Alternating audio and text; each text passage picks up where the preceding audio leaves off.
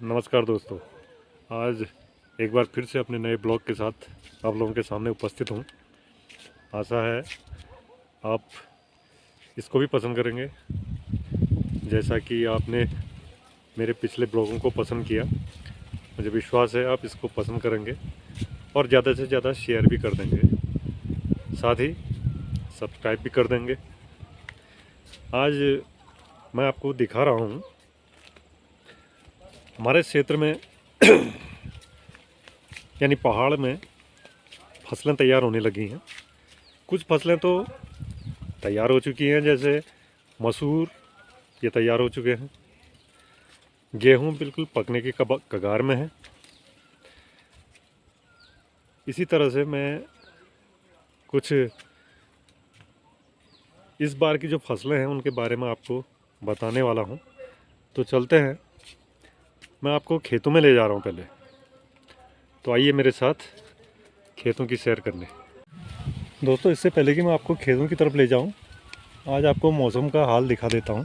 ये देखिए, आसमान में बादल लगे हुए हैं, हो सकता है बारिश भी हो। हवा तेज़ भी चल रही है और ये हवा के साथ बादल उड़ भी सकते हैं। लग तो ऐसा रहा है कि बारिश हो जाएगी। हवा से देखिए चारों तरफ पेड़ की पत्तियां हिल रही हैं। अब इस सीज़न में एक डर ये रहता है दोस्तों हम लोगों को, कि यहाँ पर जो फसल हो रही है वो कहीं ओले गिरने से नष्ट न हो जाए। प्राय यहाँ की एक मान्यता है, जिस साल आम के पौधों में बौर अधिक आते हैं उस साल ओले गिरते हैं और फसल नष्ट होती है। ये यहाँ के लोगों की मान्यता है। मैं आपको दिखाऊं, यह है आम का पौधा। इसमें देखिए बौर कितने ज़्यादा लगे हैं। ये देखिए, ये है आम का बौर। एक यहाँ की मान्यता है दोस्तों। अब इसमें कितनी वो है, सच्चाई है, इस बार पता करके मैं आपको अवश्य बताऊंगा। अगर इस बार ओले गिरे, फसल नष्ट हुई, तो यहाँ के लोग जो बूढ़े हैं वो लोग कहते हैं कि जिस साल आम के पौधों में बौर अधिक आए तो उस साल ओले गिरते हैं और फसल नष्ट होती है।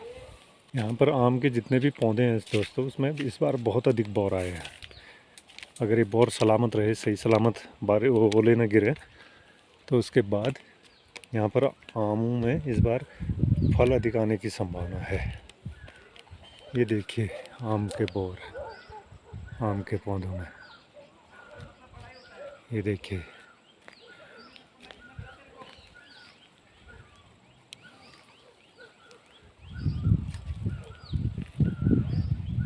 आज मौसम काफ़ी अच्छा हो रहा है। दिन में काफ़ी गर्मी थी। ऐसा लग रहा है कि रात तक बारिश हो सकती है, अगर तेज़ हवा के कारण बादल उड़े नहीं तो। कुछ मौसम में ठंडक भी पैदा हो गई है। कहीं दूर बारिश अवश्य हो रही होगी। कुछ छींटे कभी कभार यहाँ पर आ जा रहे हैं, तो यहाँ पर गर्मी से थोड़ा राहत मिलने की संभावना है। तो उसके बाद अब आपको मैं ले चलूँगा खेतों की तरफ। तो दोस्तों, आप देख रहे हैं, ये है गेहूं की फसल। ये बड़ी मुश्किल से बंदरों, लंगूरों और सुअरों से बच पाई है, तब जाकर ये अब पकने की तैयारी में है। आप देख रहे होंगे गेहूं की बालें हमारे पहाड़ी क्षेत्रों में। ये देखिए, ये है गेहूं की बाल। कितनी छोटी बालें हमारे यहाँ होती हैं, ये आप देख रहे होंगे। ये बड़ी मुश्किल से बंदरों से बच पाई हैं, लंगूरों से बच पाई हैं। मसूरों के जो खेत थे वो लगभग आपको खाली दिखेंगे। इनमें मसूर हो चुके हैं और उनकी सफाई वगैरह कर दी है, क्योंकि इस समय बोते समय बारिश न होने की वजह से ये मसूर जो थे बहुत ही कम मात्रा में पैदा हुए थे। और इस बार यहाँ पर मसूर जो है बहुत कम मात्रा में हुए। और इसी तरह से जौ की फसल जो है वो तैयार हो चुकी है। ये जौ के खेत भी आप देख रहे होंगे, जौ के खेत भी पूरे खाली दिख रहे हैं आपको। मसूर, अब जो खेत खाली हो चुके हैं उनमें अगली फसल बोने की तैयारियां शुरू हो चुकी हैं। देखिए गोबर जो है वो जमा हो चुका है, धीरे धीरे जमा हो रहा है। और आपको दिखाऊं मैं, ये फसल यहाँ पर बोई हुई थी। अब इसको हम क्या कहेंगे, देखिए ये पौधे हैं, इतने छोटे छोटे पौधे हुए हैं। इसको हम कहते हैं, यहाँ के जो परिवेश है उसमें यहाँ इसको बोया जाता है और ये काम आता है जानवरों के चारे के लिए। इसको हम कहते हैं यहाँ की भाषा में जांत। हो सकता है आपके यहाँ कुछ और इसका नाम हो, इसको कहते हैं जांत। ये जांत की जो फसल है इसके बीज तैयार किए जाते हैं। ये देखिए ये बीज हैं इसके, ये लगभग तैयार हो चुके हैं। और इनकी जो लंबाई होती है दोस्तों, वो भी गेहूं के जो पौधे होते हैं उनके बराबर ही होती है। लेकिन इस बार बारिश न होने की वजह से यहाँ पर बहुत ही नुकसान हुआ है लोगों को। न मसूर हुए हैं ढंग से, न गेहूं की फसल अच्छी हुई है। और ये जांत जो है ये केवल चारे के रूप में प्रयोग किया जाता है। इसको केवल चारे के लिए बोया जाता है। इससे जानवरों को चारा मिल जाता है। और जब ये जब बच जाता है कुछ दोस्तों, लास्ट में बचाते हैं लोग इसका बीज तैयार करने के लिए। और बीज जैसे ही तैयार हो जाता है उसको सुखा कर रख दिया जाता है। तो अगली बार इसी समय जब हम ये गेहूं की फसल बोते हैं, रबी की फसल, तो उस समय इनको फिर बोया जाता है गेहूं की तरह। शुरू में इसको क्या करते हैं कि जब ये हरा हो जाता है उसको काट कर जानवरों को चारे के रूप में खिलाया जाता है। इसको फिर ये अंकुरित होकर दोबारा उसमें से पौधे निकल आते हैं जो ये बीज के रूप में फिर तैयार होते हैं।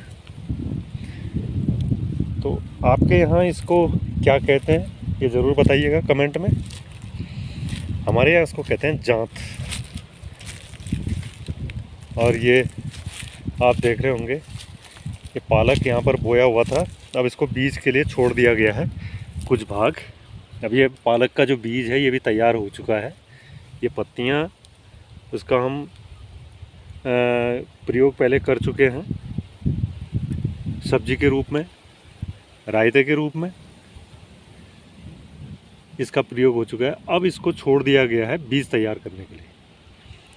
इससे होंगे बीज तैयार और उसके बाद फिर बाद में इसको सूखा कर रख दिया जाता है। और ये इसमें के बीज जो होते हैं दोस्तों, ये देखिए इसमें कांटे नुमा होते हैं, देख रहे हैं आप, आपको नज़दीक से दिखा रहा हूँ मैं। ये कांटे जैसे भी होते हैं इसमें पालक के बीज में। इसको सुखाकर फिर रख दिया जाता है। अब यहाँ पर कुछ पौधे आपको दिख रहे होंगे, ये है मसूर। ये बचा हुआ है हरा, अभी ये सूखा नहीं है। आपको जूम करके दिखा रहा हूँ मैं, ये मसूर के पौधे हैं। ये अभी हरा है, जैसे ही ये पीला पड़ जाएगा तो उसको फिर उखाड़ कर फिर इसकी सफाई की जाती है। सफाई करने के लिए भी हमारे यहाँ जिसको उपयोग करते हैं दोस्तों, उसको कहते हैं हम गिरा।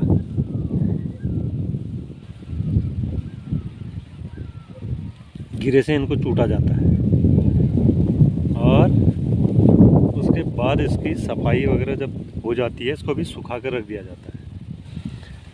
अब सुखाने के लिए दोस्तों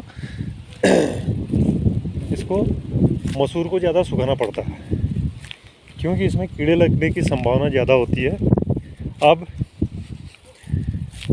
जब सुखा दिया जाता है तो उसके बाद आजकल इसमें क्या करते हैं लोग, एक सल्फास मिलता है, होता तो ये जहरीला है, उसको कपड़े में लपेट कर जिस बर्तन में हम रखते हैं मसूरों को सुखाने के बाद, उसके अंदर एक कपड़े के पोटली बनाई दी जाती है। कपड़े के अंदर उसकी सल्फास की गोलियां रख दी जाती हैं और उसको मसूरों के अंदर उसको वो कपड़े की जो पोटली होती है उसको डाल दिया जाता है, जिससे कीड़ा नहीं लगता है। और जो कीड़ा मसूर में लगता है दोस्तों, उसको यहाँ की भाषा में हम लोग कहते हैं उसको ढोल पड़ गए कहते हैं। यानी ढोल का नाम का जो कीड़ा होता है वो उसमें लग जाता है। इसी प्रकार से जो गेहूँ सुखाया जाता है उसमें भी ये डाल दिया जाता है, जिससे कीड़े लगने की संभावना कम होती है। अब मैं आपको ले चलता हूँ जांत के खेत में। ये रहा दोस्तों जांत का खेत। ये देख रहे हैं, अगर इसको काटा ना जाए पहले चारे के लिए तो उसके जो पौधे होते हैं इतने बड़े हो जाते हैं। ये है, अभी पौधे इसके हरे हैं। इसका जांत का जो वो बीज है वो धीरे धीरे तैयार होना शुरू हो गया है। इसके पौधे आप देख सकते हैं इतने बड़े बड़े हो गए हैं। इसके बीच बीच में आपको मसूर भी दिख रहे होंगे, छोटे छोटे। ये देखिए, ये मसूर का पौधा है। ये देखिए, इसमें मसूर के बीज इस बार बारिश न होने की वजह से ये मसूर के दाने हैं।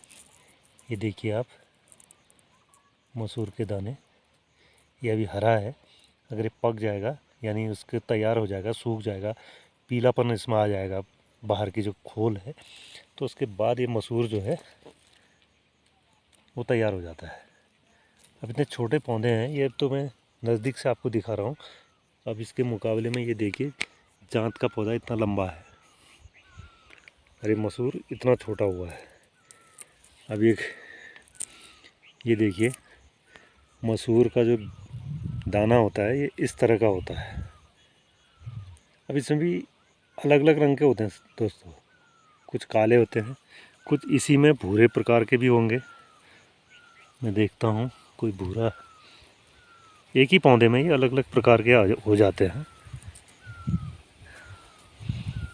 अभी पौधों में तो दिख ही नहीं रहे।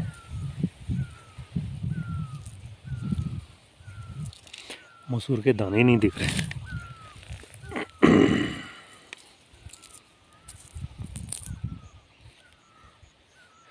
देखिए दोस्तों, ये भी मसूर का दाना है। ये भी इसी पौधे से निकला हुआ है। दो दाने आपने काले देखे और ये एक दाना देखो, ये इस कलर का है। तो इस तरह से एक ही पौधे में ही अलग अलग प्रकार के भी हो जाते हैं मसूर। अब ये कैसे होते हैं, क्या होते हैं, इसके बारे में तो मुझे जानकारी नहीं है, लेकिन मसूर ये दो रंग के हो जाते हैं, एक काला और एक इस तरह का। वो एक ही पौधे में इस तरह के अलग अलग मिल सकते हैं आपको। ये जांत जो है, ये है जांत का बीज। ये देखिए, ये तैयार होने लग गया है। अब इसको तोड़ेंगे, फिर इसको थोड़ा धूप में सुखाकर फिर इसकी सफाई की जाती है। इसके बीज अलग करके फिर इसको भी रख दिया जाएगा। इस तरह से आज मैंने आप लोगों को ये थोड़ी सी जानकारी देनी चाहिए। आशा आप इसको पसंद कर रहे होंगे। और जिन साथियों ने इसको अभी सब्सक्राइब नहीं किया मेरे चैनल को, कृपया सब्सक्राइब कर दीजिए और शेयर और लाइक भी कर दीजिए। धन्यवाद दोस्तों, आज के लिए बहुत बहुत आपका धन्यवाद। आपने मेरा ब्लॉग इतनी अच्छी तरह देखा, धन्यवाद।